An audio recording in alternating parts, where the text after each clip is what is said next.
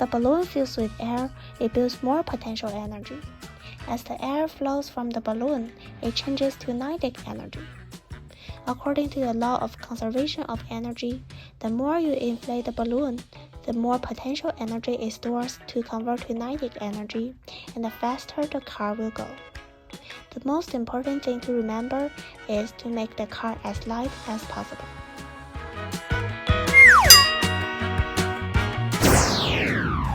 To start building, make 2 stacks of blocks of equal height. Place them 3 inches apart from each other. Lay a piece of paper across the top of the 2 piles, making a paper bridge.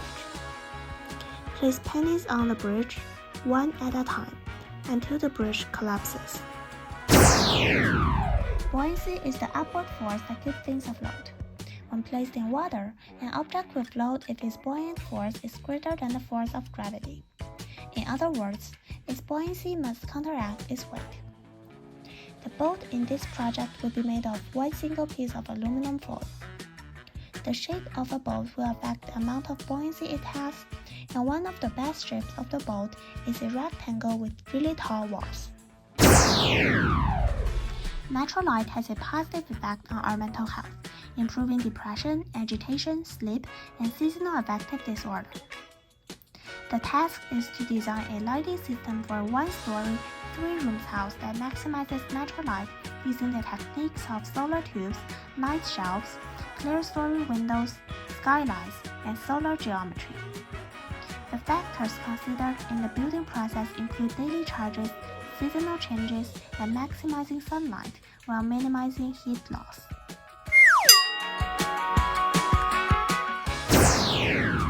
A Rube Goldberg machine is a machine intentionally designed to perform a simple task in an indirect and overly complicated way, relying on chain reactions.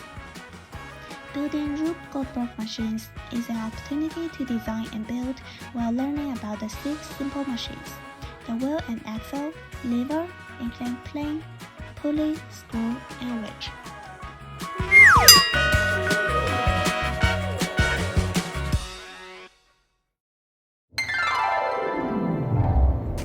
Hello everyone, this is Gabbie. Welcome to my channel. Today I'm going to talk about the engineering design process and how to document works in an engineering notebook. First of all, what is the engineering design process? The engineering design process is the purposeful method of planning practical solutions to problems.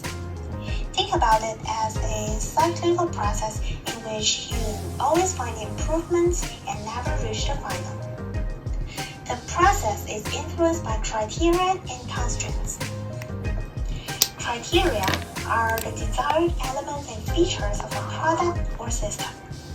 Constraints are the limits of a design, such as cost, size, etc.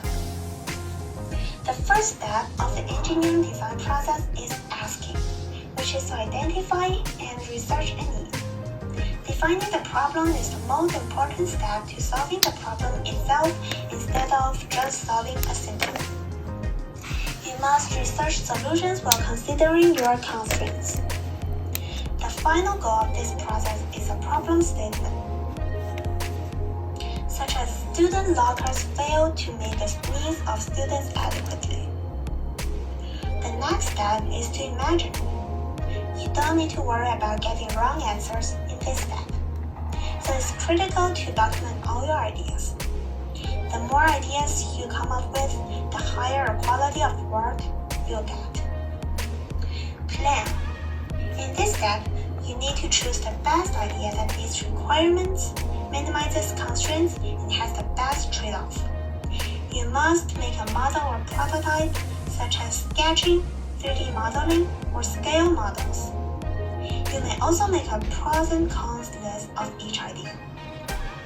Now comes the step of testing. These are the typical questions you must consider with computer simulations or prototypes. Is it safe? Is it affordable? Does it work? Does it look good? And will it last? Improve. In this step, you make any changes you identify from the test step as much as possible. And work to get the product ready for final output.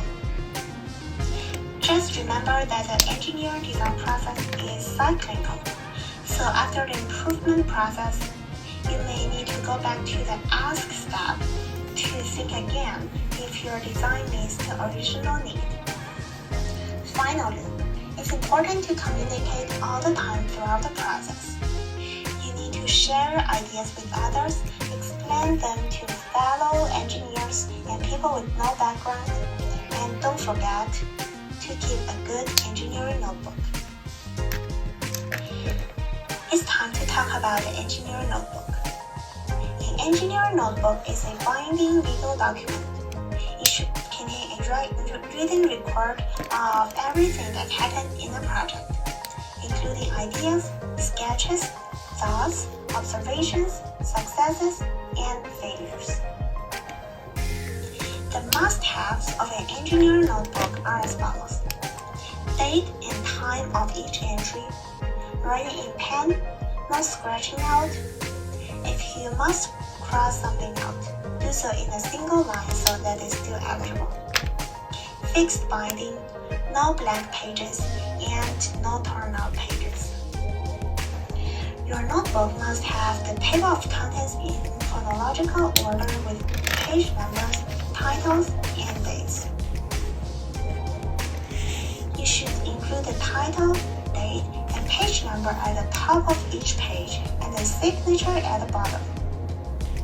If a page is continued from a previous one, write continued from the page number instead of a title. There should be no blank page unless drawn through and signed.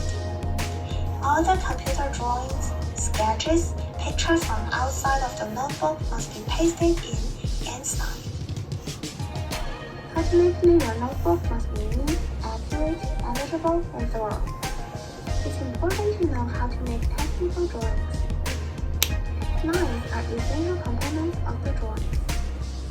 You need to use continuous drawing lines, hidden or dashed lines, dimension lines, and break lines, depending on what they're on.